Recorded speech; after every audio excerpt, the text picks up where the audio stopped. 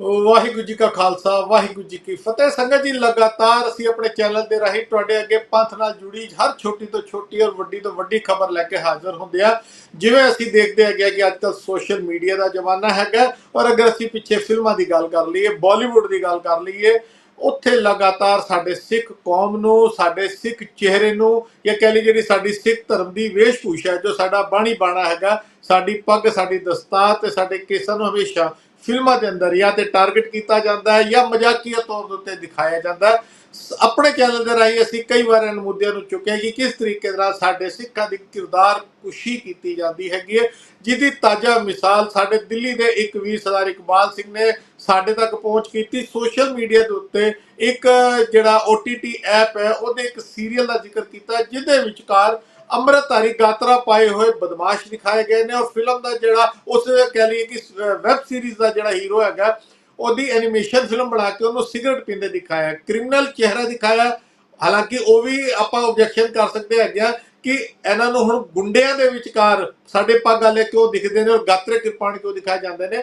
ਮਗਰ ਸਭ ਤੋਂ ਵੱਡੀ ਗੱਲ, ਜਿਸ ਤਰੀਕੇ ਦੇ ਨਾਲ ਇਸ OTT ਸੀਰੀਜ਼ ਦੇ ਵਿਚਕਾਰ ਗਾਤਰਾ ਕਿਰਪਾਨ ਪਾਏ ਬੰਦੇ ਨੂੰ ਸਿਗਰਟ ਨਮੋਸ਼ੀ ਕਰਦੇ ਦਿਖਾਇਆ ਜਾ ਰਿਹਾ ਹੈਗਾ, ਗੰਦੀਆਂ ਗਾਲਾਂ ਕੱਢੀਆਂ ਦਿਖਾਈਆਂ ਜਾ ਰਹੀਆਂ।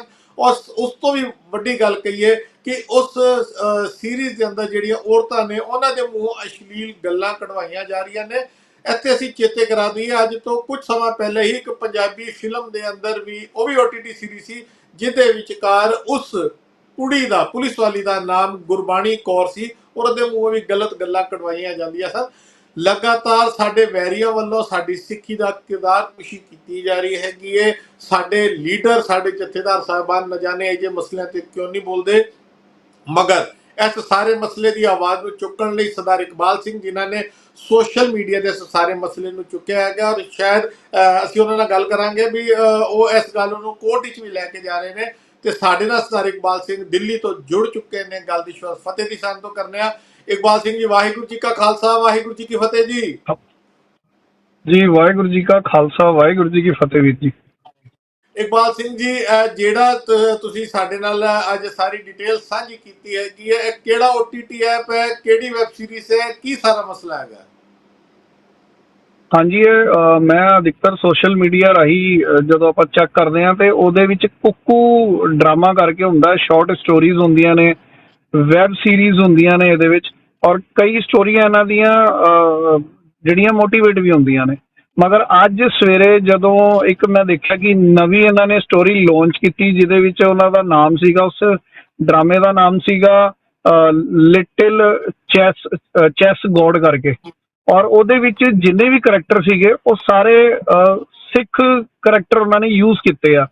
ਮਤਲਬ ਇੱਕ ਛੋਟਾ ਜਿਹਾ ਬੱਚਾ ਜਿਹੜਾ ਚੈਸ ਬਹੁਤ ਅੱਛਾ ਖੇਡਦਾ ਹੈ, ਉਹ ਉਹਨਾਂ ਨੇ ਸਿੱਖ ਮੁੰਡਾ ਬਣਾਇਆ, ਪਟਕਾ ਬੰਨਿਆ, ਪਰ ਪਿੱਛੋਂ ਉਹਦੇ ਸਾਰੇ ਵਾਲ ਦਿਖਦੇ ਆ, ਹੈਨਾ।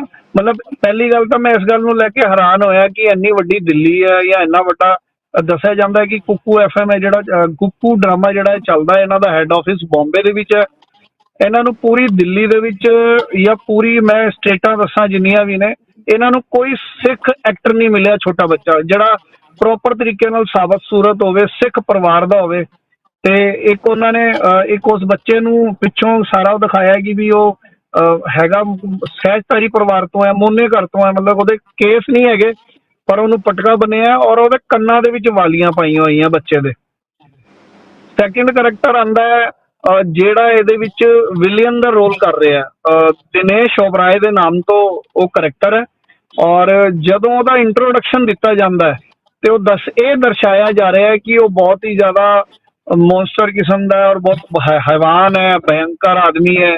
ਔਰ ਉਹਦੇ ਵਾਸਤੇ ਜਦੋਂ ਉਹਦੀ ਐਂਟਰੀ ਤੋਂ ਪਹਿਲਾਂ ਜਦੋਂ ਉਹਦੀ ਭੂਮਿਕਾ ਨਿਭਾਈ ਜਾਂਦੀ ਹੈ, ਉਹਦੇ ਬਾਰੇ ਦੱਸਿਆ ਜਾਂਦਾ ਹੈ। ਤੇ ਇੱਕ ਐਨੀਮੇਸ਼ਨ ਮੂਵੀ ਰਾਹੀਂ ਉਹਦੇ ਵਿੱਚ ਇਹ ਦਿਖਾਉਂਦੇ ਹੈ ਕਿ ਉਹ ਬੰਦਾ ਸਿਗਰਟ ਪੀ ਰਿਹਾ ਹੈ, ਔਰ ਜੋ ਉਹਦੇ ਤੋਂ ਚੈਸ ਹਾਰ ਜਾਂਦਾ ਹੈ ਉਹ ਉਹਦੇ ਹੱਥ ਪੈਰ ਤੋੜ ਦਿੰਦਾ। ਮਤਲਬ ਇੱਕ ਬਦਮਾਸ਼, ਇੱਕ ਕ੍ਰਿਮੀਨਲ ਕਿਸਮ ਦਾ ਜਿਹੜਾ ਸਿੱਖ ਕਰੈਕਟਰ ਇਹਦੇ ਵਿੱਚ ਦਿਖਾਇਆ ਜਾ ਰਿਹਾ, ਔਰ ਸਿਗਰਟ ਪੀਂਦਾ ਹੋਇਆ ਦਿਖਾਇਆ ਜਾ ਰਿਹਾ। ਤੀਸਰਾ ਇਹਦੇ ਵਿੱਚ ਆਬਜੈਕਸ਼ਨ ਵਾਲਾ ਜਿਹੜਾ ਹੈ ਉਹ ਇਹ ਹੈ ਕਿ ਜਦੋਂ ਉਹਦੀ ਐਂਟਰੀ ਹੁੰਦੀ ਹੈ, ਔਰ ਉਹਦਾ ਜਿਹੜਾ ਬੋਡੀਗਾਰਡ ਹੈ ਉਹ ਸ਼ਕਲ ਤੋਂ ਬੜਾ ਨਮੂਨੇ ਕਿਸਮ ਦਾ ਹੈਗਾ, ਉਹਦੇ ਦੰਦ ਨਹੀਂ ਹੈਗੇ, ਉਹ ਦਾੜੀ ਉਹਨੇ ਸਾਰੀ ਰੰਗੀ ਹੋਈ ਹੈ, ਕਾਲੀ ਕੀਤੀ ਹੋਈ ਹੈ, ਔਰ ਉਹਨੂੰ ਕਿਰਪਾਨ ਪਵਾਈ ਹੋਈ ਹੈ, ਉਹਨੂੰ ਸਿੱਖ ਪਹਿਰਾਵਾ ਜਿਹੜਾ ਗਾਤਰਾ ਸਾਡੀ ਸਿੱਖਾਂ ਦੀ ਜਿਹੜੀ ਪਹਿਚਾਣ ਹੈ, ਜੇ ਤੋਂ ਇੱਕ ਖਾਲਸੇ ਦੀ ਪਛਾਣ ਹੁੰਦੀ ਹੈ, ਉਹ ਉਹਨੂੰ ਦਿਖਾ ਕੇ ਔਰ ਉਹ ਬੜਾ ਐਕਟਿੰਗ ਜਿਹਾ ਕਰ ਰਿਹਾ ਹੈ ਔਰ ਹੱਸ ਰਿਹਾ ਤੇ ਬੜਾ ਇੱਕ ਫਨੀ ਜਿਹਾ ਇਹਦੇ ਵਿੱਚ ਜਿਹੜਾ ਉਹ ਕੀਤਾ ਜਾ ਰਿਹਾ। ਔਰ ਚੌਥਾ ਇਹਦੇ ਵਿੱਚ ਜਿਹੜਾ ਦਿਖਾਇਆ ਜਾ ਰਿਹਾ ਹੈ ਕਿ ਜਿਹੜਾ ਉਹ ਦਿਨੇਸ਼ ਓਬਰਾਏ ਹੈ ਉਹਦੀ ਜਿਹੜੀ ਵਾਈਫ ਹੈ ਉਹ ਵੀ ਜਿਹੜਾ ਕਰੈਕਟਰ ਮਤਲਬ ਜਦੋਂ ਚੈਸ ਖੇਡ ਰਹੀ ਹੈ ਕਿਸੇ ਸਾਹਮਣੇ ਵਾਲੇ ਪਰਸਨ ਦੇ ਨਾਲ, ਉਹਨੂੰ ਉਲਝਾ ਰਹੀ ਹੈ ਆਪਣੇ ਗਲਤ ਅੰਦਾਜ਼ ਦੇ ਨਾਲ। ਸੋ ਇਹ ਪੂਰਾ ਇੱਕ ਕਰੈਕਟਰ ਜਿਹੜਾ ਸਿੱਖਾਂ ਕਰਕੇ ਦਿਖਾਇਆ ਗਿਆ ਹੈ ਔਰ ਜੋ ਬਹੁਤ ਹੀ ਜ਼ਿਆਦਾ ਸ਼ਰਮਨਾਕ ਹੈ, ਨਿੰਦਾਯੋਗ ਹੈ। ਤੇ ਜਦੋਂ ਇਹ ਸਵੇਰੇ ਮੈਂ ਸੀਰੀਜ਼ ਦੇਖੀ, ਮੈਂ ਸਾਰੀ ਔਨ ਰਿਕਾਰਡ ਵੀ ਕੀਤੀ, ਫਿਰ ਮੈਂ ਸੋਸ਼ਲ ਮੀਡੀਆ 'ਤੇ ਤਾਂ ਪਾਈ ਹੈ ਕਿ ਹਰ ਕਿਸੇ ਨੂੰ ਇੰਡੀਵਿਜੂਅਲ ਵੀ ਔਰ ਸੰਸਥਾਵਾਂ ਜਿੰਨੀਆਂ ਵਰਕਿੰਗ ਕਰ ਰਹੀਆਂ ਨੇ ਉਹਨਾਂ ਨੂੰ ਸਾਰਿਆਂ ਨੂੰ ਇਹ ਚੀਜ਼ ਦੀ ਜਾਣਕਾਰੀ ਹੋਵੇ ਔਰ ਆਪਣੀਆਂ ਸੰਸਥਾਵਾਂ ਦੇ ਪਲੇਟਫਾਰਮ ਤੇ ਖੜਾ ਹੋ ਕੇ ਇਹਦੇ ਤੇ ਸਖਤ ਤੋਂ ਸਖਤ ਕਾਰਵਾਈ ਕੀਤੀ ਜਾਵੇ, ਕਾਨੂੰਨੀ ਕਾਰਵਾਈ ਕੀਤੀ ਜਾਵੇ। ਔਰ ਸਾਡੀ ਜਿਹੜੀ ਇਸ ਵੇਲੇ ਦਿੱਲੀ ਦੀ ਸਭ ਤੋਂ ਵੱਡੀ ਸੰਸਥਾ ਹੈ ਦਿੱਲੀ ਸਿੱਖ ਗੁਰਦੁਆਰਾ ਪ੍ਰਬੰਧਕ ਕਮੇਟੀ, ਮੈਂ ਉਹਨਾਂ ਨੂੰ ਵੀ ਕਹਾਂਗਾ ਕਿ ਵੀ ਉਹ ਵੀ ਇਹਦੇ ਉੱਤੇ ਜ਼ਰੂਰ ਝਾਤ ਮਾਰਨ ਔਰ ਕਰਨ। ਔਰ ਮੈਂ ਆਪਣੀ ਇੰਡੀਵਿਜੂਅਲ ਗੱਲ ਕਰਾਂ ਤਾਂ ਮੈਂ ਆਪਣੇ ਵਕੀਲਾਂ ਨਾਲ ਗੱਲ ਕੀਤੀ ਹੈ, ਬਹੁਤ ਜਲਦੀ ਅਸੀਂ ਇਹਨਾਂ ਤੇ FIR ਕਰਕੇ ਇਹਨਾਂ ਤੱਕ ਇਹ ਜਿਹੜਾ ਇਹਨਾਂ ਤੇ ਜੋ ਵੀ ਬਣਦੀ ਕਾਰਵਾਈ ਬਣੇਗੀ, ਵਕੀਲਾਂ ਨਾਲ ਸਜੈਸ਼ਨ ਕਰਕੇ ਉਹਨਾਂ ਨਾਲ ਡਿਸਕਸ ਕਰਕੇ ਉਹ ਕਾਰਵਾਈ ਕਰਾਂਗੇ ਆਪਾਂ। ਇਕਬਾਲ ਸਿੰਘ ਜੀ, ਅਗਰ ਅਸੀਂ ਕਹੀਏ ਪਿਛਲੇ ਕੁਝ ਸਾਲਾਂ ਦੀ ਗੱਲ ਕਰੀਏ ਤੇ ਲਗਾਤਾਰ ਇਹੋ ਜਿਹੇ OTT ਐਪ, ਇਹੋ ਜਿਹੇ ਵੈਬ ਸੀਰੀਜ਼ ਜਾਂ ਕਹਿ ਲਈਏ ਕਿ ਜੀ ਫਿਲਮਾਂ ਨੇ ਜਿਨ੍ਹਾਂ ਬੜੇ ਐਗਜ਼ਾਮਪਲ ਨੇ। ਜਸਪਾਲ ਭੱਟੀ ਦੀ ਵੀ ਗੱਲ ਕਰ ਲਈਏ, ਇੱਕ ਫਿਲਮ ਦੇ ਅੰਦਰ ਉਹਨਾਂ ਨੂੰ, ਹਾਲਾਂਕਿ ਜਸਪਾਲ ਭੱਟੀ ਦਾ ਮੈਂ ਨਾਮ ਲੈ ਰਿਹਾ ਹੈਗਾ ਜਿਸ ਦੁਨੀਆ 'ਚ ਨਹੀਂ ਹੈਗੇ, ਬੜਾ ਅੱਛਾ ਉਹਨਾਂ ਨੇ ਆਪਣੇ ਚਿਹਰੇ ਨੂੰ, ਆਪਣੀ ਪੱਗ ਨੂੰ, ਸਿੱਖੀ ਨੂੰ ਪ੍ਰਮੋਟ ਕੀਤਾ। ਲੇਕਿਨ ਜਦੋਂ ਬਾਲੀਵੁੱਡ 'ਚ ਆਏ ਤਾਂ ਉਹਨਾਂ ਨੂੰ ਪਾਨ ਖਾਂਦੇ ਦਿਖਾਇਆ ਗਿਆ, ਉਹਨਾਂ ਨੂੰ ਫਿਲਮ ਦੇ ਅੰਦਰ ਪੂਰੇ ਵਾਲ ਖੋਲੇ ਦਿਖਾਏ ਗਏ। ਕਿਤੇ ਨਾ ਕਿਤੇ ਬਾਲੀਵੁੱਡ ਦੇ ਅੰਦਰ ਕਹਿ ਲਈਏ ਕਿ ਇੱਕ ਤਬਕਾ ਹੈ, ਖਾਸ ਕਰਕੇ ਮੈਂ ਬੰਬੇ ਦੇ ਉੱਤੇ ਕਹਾਂ, ਬੰਬੇ ਦੇ ਉੱਤੇ ਇੱਕ ਬੜਾ ਵੱਡਾ ਕਲੰਕ ਹੈ ਕਿ ਬੰਬੇ ਦੇ ਅੰਦਰ ਜਿੰਨੇ ਵੀ ਫਿਲਮ ਇੰਡਸਟਰੀ ਦੇ ਬੰਦੇ ਨੇ, ਬੇਸ਼ੱਕ ਉਹ ਵੱਡੇ ਵੱਡੇ ਤਿਉਹਾਰਾਂ ਦੇ ਅੰਦਰ ਜਦੋਂ ਕੋਈ ਗੁਰਪੁਰਬ ਆਉਂਦਾ ਹੈ ਤਾਂ ਗੁਰਦੁਆਰੇ 'ਤੇ ਮੱਥਾ ਟੇਕਣ ਦਾ ਡਰਾਮਾ, ਮੈਂ ਡਰਾਮਾ ਲਫ਼ਜ਼ ਵਰਤ ਰਿਹਾ, ਉੱਥੇ ਡਰਾਮਾ ਕਰਦੇ ਨੇ। ਮਗਰ ਆਪਣੀਆਂ ਫਿਲਮਾਂ ਦੇ ਅੰਦਰ, ਆਪਣੇ ਵੈਬ ਸੀਰੀਜ਼ ਦੇ ਅੰਦਰ, ਆਪਣੇ ਸੀਰੀਅਲਾਂ ਦੇ ਅੰਦਰ ਸਾਡੇ ਸਿੱਖਾਂ ਨੂੰ ਮਜ਼ਾਕੀਆ ਤੌਰ ਦੇ ਉੱਤੇ ਇੱਕ ਕਿਰਦਾਰ ਜਿਹੜਾ ਹੈਗਾ ਜੋ ਸਾਡੀ ਇੱਕ ਸਿੱਖੀ ਦੀ ਅਣਖ ਦੀ ਪਹਿਚਾਣ ਹੈ ਉਹਨੂੰ ਹਟਾ ਕੇ ਇੱਕ ਮਜ਼ਾਕੀਆ ਕਿਸਮ ਦਾ, ਹੁਣ ਜਿਵੇਂ ਤੁਸੀਂ ਦੱਸ ਰਹੇ ਹੋ, ਜਿਸ ਤੁਸੀਂ ਤਾਜ਼ਾ ਵੈਬ ਸੀਰੀਜ਼ ਦੀ ਗੱਲ ਕੀਤੀ, ਇੱਕ ਕ੍ਰਿਮੀਨਲ ਦੇ ਤੌਰ ਦੇ ਉੱਤੇ ਦਿਖਾਇਆ ਜਾ ਰਿਹਾ ਹੈਗਾ। ਦੂਜੇ ਪਾਸੇ ਇਕਬਾਲ ਸਿੰਘ ਜੀ, ਮੈਂ ਇੱਕ ਚੀਜ਼ ਹੋਰ ਤੁਹਾਡੇ ਨਾਲ ਡਿਸਕਸ ਕਰਨਾ ਚਾਹਾਂਗਾ, ਜੋ ਤੁਸੀਂ ਡਿਟੇਲ ਦਿੱਤੀ ਹੋ ਨਾਲੇ ਨਾਲ ਸਾਡੀ ਸਕਰੀਨ ਤੇ ਚੱਲ ਰਹੀ ਹੈ। ਤੇ ਦੂਜੇ ਪਾਸੇ ਕੱਲ 15 ਅਗਸਤ ਨਿਕਲਿਆ ਹੈਗਾ ਵੇ, ਹੁਣ ਕਿਉਂਕਿ AI ਦਾ ਜ਼ਮਾਨਾ ਹੈ, ਸਾਡੇ 10 ਪਾਤਸ਼ਾਹੀਆਂ ਨੂੰ ਤਿਰੰਗੇ ਦੀ ਡਰੈਸ ਦੇ ਵਿਚਕਾਰ ਦਿਖਾਇਆ ਜਾ ਰਿਹਾ, ਹੱਥ 'ਚ ਤਿਰੰਗਾ ਫੜਿਆ ਦਿਖਾਇਆ ਜਾ ਰਿਹਾ। ਕੀ ਕਹੋਗੇ ਇਸ ਮਸਲੇ ਦੇ ਉੱਤੇ? ਮਤਲਬ ਕਿ ਜਿਹੜੇ ਇਸ ਤਰੀਕੇ ਦੀਆਂ ਸ਼ਰਾਰਤਾਂ ਕਰਨ ਵਾਲੇ ਨੇ AI ਦੇ ਨਾਲ ਸਾਡੀਆਂ 10 ਪਾਤਸ਼ਾਹੀਆਂ ਦੇ ਰੰਗ, ਉਹਨਾਂ ਦੇ ਕੱਪੜੇ, ਉਹਨਾਂ ਦੇ ਚਿਹਰੇ ਸਾਰੇ ਤਿਰੰਗੇ ਝੰਡੇ ਦੀ ਤਰ੍ਹਾਂ ਬਣਾ ਕੇ ਦਿਖਾ ਰਹੇ ਨੇ, ਕੀ ਕਹੋਗੇ? ਜੀ ਬਿਲਕੁਲ, ਪਹਿਲਾਂ ਤਾਂ ਨਾ ਅਸੀਂ ਇਹ ਸੋਚਦੇ ਸੀਗੇ ਕਿ ਸ਼ਾਇਦ ਇਹ ਅਣਜਾਣ ਲੋਕ ਨੇ ਜੋ ਵੀ ਇਹ ਲੋਕ ਕਰਦੇ ਆ, ਚਾਹੇ ਉਹ ਡਰਾਮੇ ਦੀ ਗੱਲ ਕਰਾਂ, ਚਾਹੇ ਉਹ ਕੱਲ ਦਸਾਂ ਪਾਤਸ਼ਾਹੀਆਂ ਦਾ ਸਰੂਪ ਬਦਲਣ ਦੀ ਕੋਸ਼ਿਸ਼ ਕੀਤੀ ਗਈ। ਪਹਿਲੇ ਅਸੀਂ ਸੋਚਦੇ ਸੀ ਇਹ ਨਾ ਮਤਲਬ ਅਣਜਾਣ ਲੋਕ ਨੇ, ਇਹਨਾਂ ਨੂੰ ਜਾਣਕਾਰੀ ਨਹੀਂ ਹੈ ਤੇ ਅਸੀਂ ਇਹਨਾਂ ਨਾਲ ਬੈਠ ਕੇ ਇਹਨਾਂ ਨੂੰ ਸਮਝਾਈਏ ਔਰ ਇਹਨਾਂ ਨੂੰ ਦੱਸੀਏ ਕਿ ਸਹੀ ਜਿਹੜੀ ਜਾਣਕਾਰੀ ਉਹ ਇਹ ਹੈ। ਪਰ ਪਿਛਲੇ ਕਾਫੀ ਲੰਮੇ ਸਮੇਂ ਤੋਂ ਸੰਘਰਸ਼ ਕਰਨ ਤੋਂ ਬਾਅਦ, ਸਟਰਗਲ ਦੇਖਣ ਤੋਂ ਬਾਅਦ, ਆਪਣੇ ਵੱਡਿਆਂ ਦੇ ਨਾਲ ਵੀ ਘੁੰਮਦੇ ਫਿਰਦੇ ਰਹੇ, ਨਜ਼ਰ ਆਇਆ ਕਿ ਇਹ ਡਰਾਮਾ ਨਹੀਂ ਹੈ, ਇਹ ਅਣਜਾਣ ਨਹੀਂ ਹੈ, ਇਹ ਕਿਤੇ ਨਾ ਕਿਤੇ ਜਾਣ ਕੇ ਕੀਤਾ ਜਾਂਦਾ ਹੈ। ਇਹ ਜਾਣ ਕੇ ਤੁਹਾਡੀ ਟੈਸਟਿੰਗ ਕੀਤੀ ਜਾਂਦੀ ਹੈ ਕਿ ਤੁਸੀਂ ਅੱਜ ਕਿੱਥੇ ਖੜੇ ਹੋ, ਤੁਸੀਂ ਕਿੰਨਾ ਕੁ ਰੌਲਾ ਪਾ ਸਕਦੇ ਹੋ। ਕਿਉਂਕਿ ਹੁਣ ਸਾਡੇ ਜਿਹੜੇ ਜਿੰਨੇ ਵੀ ਹੁਣ ਦੇ ਯੰਗਸਟਰ ਨੇ, ਨੌਜਵਾਨ ਨੇ, ਸਭ ਨੂੰ ਆਪਣਾ ਫੇਮ ਦੀ ਆਦਤ ਪੈ ਗਈ ਆ। ਬੋਰਡ ਲਗਾ ਲੈਣੇ, ਕੋਈ ਪੋਸਟ ਆ ਜਾਣੀ, ਮਤਲਬ ਕੋਈ ਤਿਉਹਾਰ ਸਾਡਾ ਹੈ ਜਾਂ ਨਹੀਂ ਹੈ, ਪਰ ਅਸੀਂ ਆਪਣੇ ਪੋਸਟਰ ਲਗਾ ਕੇ ਜਿਹੜਾ ਉਹ ਕਰ ਦੇਣੇ। ਕੋਈ ਇਸ ਤਰ੍ਹਾਂ ਦੇ ਮਸਲੇ ਹੋਣੇ ਤਾਂ ਕਿਸੇ ਨੇ ਕੋਈ ਗੱਲ ਨਹੀਂ ਕਰਨੀ, ਕਿਸੇ ਨੇ ਕੋਈ ਆਵਾਜ਼ ਨਹੀਂ ਚੁੱਕਣੀ। ਜੇ ਕਿਸੇ ਨੂੰ ਮੌਕੇ ਤੇ ਕਹੀਏ ਕਿ ਪਹੁੰਚ ਜਾਓ ਤੇ ਕੋਈ ਨਹੀਂ ਪਹੁੰਚਦਾ। ਤੇ ਉਹ ਨਾ ਇਸ ਤਰ੍ਹਾਂ ਦੀਆਂ ਚੀਜ਼ਾਂ ਬਾਰ-ਬਾਰ ਕਰਕੇ ਤੁਹਾਡੀ ਟੈਸਟਿੰਗ ਕਰ ਰਹੇ ਹੁੰਦੇ ਆ ਕਿ ਤੁਸੀਂ ਅੱਜ ਕਿੱਥੇ ਖੜੇ ਹੋ। ਔਰ ਮੈਂ ਇਹ ਗੱਲ ਬਿਲਕੁਲ ਮਤਲਬ ਉਹਦੇ ਨਾਲ ਕਹਾਂਗਾ ਕਿ ਦਿੱਲੀ ਦਾ ਨੌਜਵਾਨ ਜਿਹੜਾ ਹੈ 10% ਵੀ ਨਹੀਂ ਹੁਣ ਰਹਿ ਗਿਆ ਜਿਹੜਾ ਇਸ ਤਰ੍ਹਾਂ ਦੇ ਮੁੱਦਿਆਂ ਨੂੰ ਚੁੱਕ ਰਿਹਾ ਹੋਵੇ ਜਾਂ ਕੋਈ ਇਹਦੇ ਉੱਤੇ ਪੈਰਾ ਦੇ ਰਿਹਾ ਹੋਵੇ। ਜੇ ਅਗਰ ਕੋਈ ਥੋੜਾ ਬਹੁਤ ਦੇ ਵੀ ਰਿਹਾ ਤਾਂ ਉਹਨੂੰ ਉਹਦੇ ਵਿੱਚ ਵੀ ਆਪਣਾ ਕੋਈ ਲਾਲਚ ਰਹਿ ਜਾਂਦਾ ਹੈ, ਜਾਂ ਉਹਨੂੰ ਆਪਣੇ ਇੰਸਟਾਗ੍ਰਾਮ ਤੇ ਫੇਸਬੁੱਕ ਤੇ ਲਾਈਕ ਚਾਹੀਦੇ ਹੁੰਦੇ ਆ, ਜਾਂ ਉਹ ਕਿਤੇ ਨਾ ਕਿਤੇ ਉਹਨਾਂ ਚੀਜ਼ਾਂ ਦੇ ਨਾਲ ਇਹ ਆਪਣੀ ਇਨਕਮ ਦਾ ਜਿਹੜਾ ਸੋਰਸ ਜਿਹੜਾ ਪੈਦਾ ਕਰ ਰਿਹਾ ਹੁੰਦਾ, ਤੇ ਉਹ ਆਪ ਮਸਲਾ ਚੁੱਕਦਾ ਵੀ ਹੈ, ਤੇ ਉਹ ਬਾਅਦ ਵਿੱਚ ਆਪ ਕੰਪਰੋਮਾਈਜ਼ ਵੀ ਕਰਾ ਦਿੰਦਾ, ਔਰ ਨਾਲ ਦੇ ਨਾਲ ਦੇਖਦਾ ਰਹਿੰਦਾ ਇੰਨੇ ਵਿਊਜ਼ ਹੋ ਗਏ ਔਰ ਇੰਨੇ ਪੈਸੇ ਹਜ਼ਾਰਾਂ ਦੇ ਵਿੱਚ ਜਾਂ ਲੱਖਾਂ ਦੇ ਵਿੱਚ ਮੇਰੇ ਅਕਾਊਂਟ ਦੇ ਵਿੱਚ ਆ ਜਾਣੇ। ਉਹਨੇ ਕਿ ਬਿਜ਼ਨਸ ਬਣ ਚੁੱਕਿਆ। ਔਰ ਰਹੀ ਗੱਲ ਕਿ ਇਹਨਾਂ ਲੋਕਾਂ ਨੂੰ ਅਸੀਂ ਕਾਰਟੂਨ ਦਿਖਾਉਣਾ ਪਸੰਦ ਕਰਦੇ ਹਾਂ, ਇਹ ਸਾਡੀਆਂ ਪੱਗਾਂ ਨੂੰ ਇਸ ਤਰ੍ਹਾਂ ਮਜ਼ਾਕ ਦੇ ਵਿੱਚ ਕਰਦੇ ਆ, ਪਰ ਜਦੋਂ ਅਸਲੀ ਜਿਹੜੇ ਸਾਡੇ ਹੀਰੋ ਨੇ, ਜਦ ਉਹਨਾਂ ਦੇ ਉੱਤੇ ਫਿਲਮ ਬਣਦੀਆਂ, ਉਹਨਾਂ ਦੇ ਉੱਤੇ ਕੋਈ ਸੀਰੀਜ਼ ਆਉਂਦੀਆਂ, ਤੇ ਸਰਕਾਰ ਉਹਨੂੰ ਲਾਂਚ ਵੀ ਨਹੀਂ ਕਰਨ ਦਿੰਦੀਆਂ। ਤੇ ਇੱਥੋਂ ਅਸੀਂ ਜ਼ਾਹਿਰ, ਹਾਂਜੀ, ਇੱਥੋਂ ਜ਼ਾਹਿਰ ਹੈ ਕਿ ਇਹ ਜਾਣ ਕੇ ਨਹੀਂ ਹੈਗੀਆਂ, ਇਹ ਤੁਹਾਡੀ ਟੈਸਟਿੰਗ ਕਰਨ ਵਾਸਤੇ, ਔਰ ਜਿਹੜਾ ਮਤਲਬ ਤੁਹਾਨੂੰ ਜਾਣ ਬੂਝ ਕੇ ਤੁਹਾਨੂੰ ਉਕਸਾਇਆ ਜਾਂਦਾ ਔਰ ਤੁਹਾਨੂੰ ਟੈਸਟ ਕੀਤਾ ਜਾ ਰਿਹਾ। ਦੇਖੋ ਇਕਬਾਲ ਸਿੰਘ ਜੀ, ਤੁਸੀਂ ਬੜਾ ਵਧੀਆ ਮੁੱਦਾ ਚੁੱਕਿਆ, ਕਿਉਂਕਿ ਪਿਛਲੇ 15-20 ਸਾਲਾਂ ਤੋਂ ਤੁਸੀਂ ਵੀ ਕਿਤੇ ਨਾ ਕਿਤੇ ਇਹੋ ਜਿਹੇ ਮਸਲਿਆਂ ਦੇ ਵਿਚਕਾਰ ਜੁੜੇ ਰਹੇ ਹੋ। ਦਾਸ ਵੀ ਲਗਾਤਾਰ ਮੀਡੀਆ ਦੇ ਤੌਰ ਦੇ ਉੱਤੇ ਆਪਣੀ ਸੇਵਾ ਨਿਭਾ ਰਿਹਾ ਹੈਗਾ।